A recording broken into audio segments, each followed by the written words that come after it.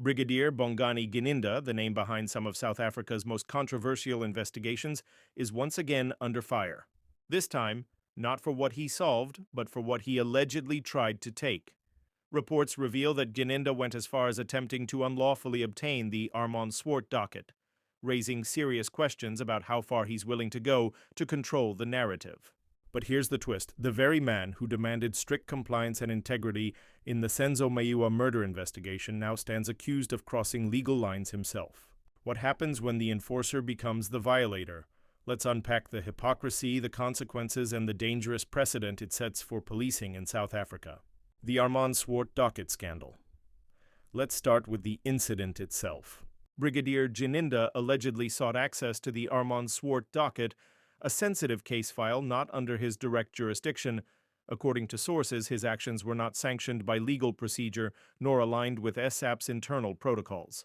The purpose? To allegedly influence or intercept information tied to a broader network of investigations, a move that mirrors political manipulation rather than law enforcement integrity. Obtaining a docket unlawfully isn't a small administrative slip.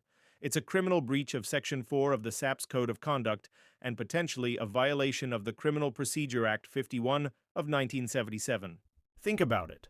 If a brigadier, entrusted with national-level investigations, decides to sidestep the law to get a file, what message does that send to every constable, detective, and citizen? This is what Witness A at the Madlanga Commission said about Brigadier Gininda. When you returned from leave, can you just tell us about that? Yes, now I had already resumed duties. Then we were doing normal investigation on this case. And maybe it should be mentioned that we were doing this case and other cases that we already had at the office. So it will be this case and other cases, depending what investigation you have on other cases. And then we were called to come to the office, and then the information was that there were two officers who were waiting for us, or who needed to meet with us at the office. And then we drove to the office, and then we found these two police officers at our office now, at the organized crime office. And then they told us they are from the cold case unit, and then they requested that we give them over the docket of Swart murder. And one of these warrant officers was identified to us as Dion Mulaudzi, who works at the cold cases office. And then we refused. We said we cannot, because that's procedurally that was wrong. You can't just give the docket to someone because they're requesting for the docket, let alone that this was the sensitive matter that we're investigating. Even if it was just a normal docket that had no threats and everything, you cannot just say, okay, here's the docket, you're looking for it, have it. Witness A, the form of request, did they have a letter with them, or was it a verbal request? It was a verbal request. And who is the head of the cold case unit? Or who was at the time? I really do not have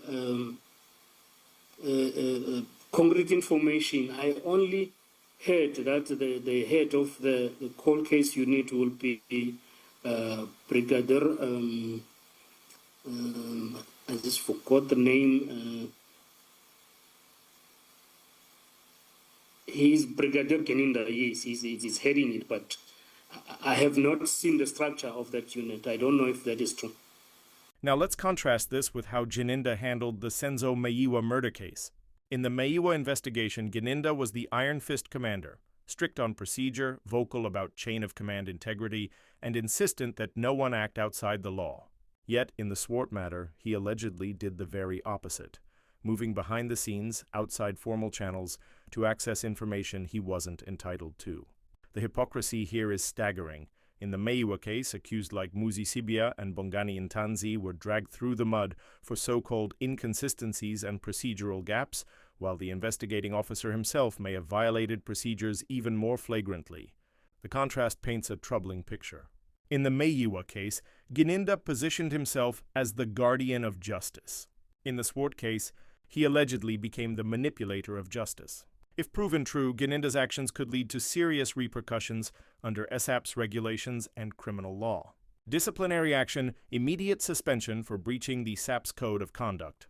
Criminal charges, unlawful possession or attempted possession of restricted legal documents, loss of command, revocation of his authority within crime intelligence or the investigating directorate. Public trust damage. Once a public servant is caught acting unlawfully, their credibility, and that of the entire institution, collapses. In other words, Gininda's alleged attempt could set a precedent that corruption in investigation units starts from the top. The Police Act No. 68 of 1995 is clear: no officer, regardless of rank, is above internal procedures. Gininda, as a brigadier, was supposed to set the standard, not shatter it. Beyond law, this is about ethics. South Africa's justice system relies on officers who operate within the framework of truth and transparency. Gininda's pattern of behavior raises deeper concerns. Was the Meyiwa investigation ever about justice, or was it about control? When a senior officer acts like a political operative, the victims, the accused, and the public all become collateral damage. This isn't just one man's misconduct. It's a reflection of a broken system where power shields accountability. And the danger is, if left unchecked, the next docket won't just be unlawfully obtained, it might be unlawfully altered. The solution? Transparency, oversight, and consequence. The Independent Police Investigative Directorate, IPID, must open a full inquiry. Parliament's Police Portfolio Committee must demand accountability reports. SAPS leadership must show that rank does not protect misconduct. Because when those who investigate crime become the criminals, the entire foundation of justice crumbles. Brigadier Gininda's name may once have commanded respect, but if these allegations hold, it will instead be remembered as a symbol of hypocrisy and abuse of power. Do you think Gininda's time is up? Should IPID step in immediately? Thanks for watching. I'm Skybreach. Drop your thoughts in the comments below, and don't forget to subscribe for the next explosive revelation in South Africa's policing crisis. The truth doesn't hide, it fights back.